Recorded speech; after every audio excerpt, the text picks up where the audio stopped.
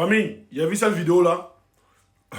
Je vais la mettre, vous allez l'écouter. Et c'est les commentaires même des gens, des ruminants. C'est les commentaires des ruminants qui m'ont laissé sans voix au fait.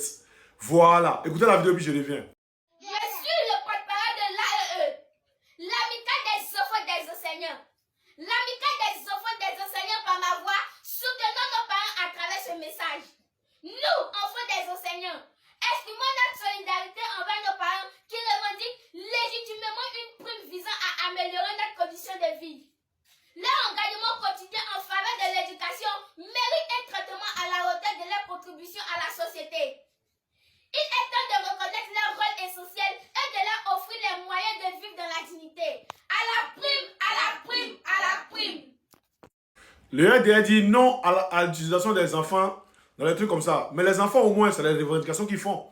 Les revendications de leur père qu'ils font. Vous dites qu'il ne faut pas, ils vont les utiliser. Ok. On va retourner en arrière. On va retourner 14 ans en arrière ou bien 15 ans en arrière. 15 ans en arrière. On va voir quelque chose. Famille, je reviens. Voilà. Les enfants réclament les droits de leurs parents. Vous dites qu'il ne faut pas utiliser les enfants dans les trucs. Ok. Là, c'est la campagne électorale de 2010. Alassane Ouattara avec 1, 2, 3, 4, 5, 6 enfants. Alassane Ouattara avec 6 enfants. Campagne présidentielle. Ça veut dire si on doit enlever les enfants dans la politique, là, on les met pas dans la... Là même c'est politique. Mais pour eux même c'est le droit de leur père qui sont venus réclamer. Donc laissez les enfants parler. Quand les parents n'arrivent pas à payer leur nourriture, quand ils sont malades et puis les parents sont les soins, c'est pas vous qui venez payer. Donc les enfants parlent au nom de leurs parents.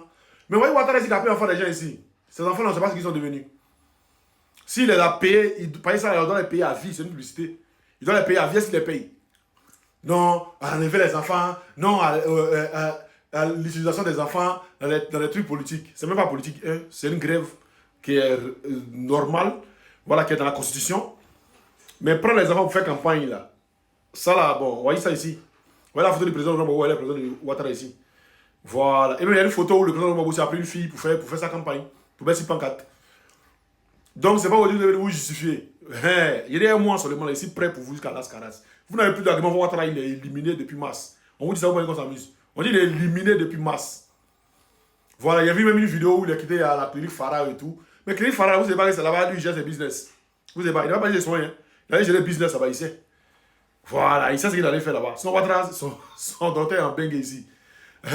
Donc, arrêtez votre manipulation. Les enfants vont réclamer le droit de leurs parents. On prend les parents pour mettre en prison, donc on doit les parler. Maintenant, vous qui dites non, quand les enfants dedans là, dites à Ouattara en 2010 là, c'est les grandes personnes qui l'ont mis là. Ou bien c'est vos mamans il a mis là, ou bien c'est vos papas il a mis là. C'est des enfants. C'est des enfants. Et ces enfants là, en 2011, quand il a fait la guerre à Côte d'Ivoire, c'est pas si les enfants sont encore en vie, mais si les parents sont encore en vie. Voilà, pour les vidéos maximum, on a c'est sur les Bobo, je sais pas. Demain, les gens sont déjà tabous. Donc ceux, les retardataires, ont commencé à monter à partir en même temps. Ah, on est ensemble, famille.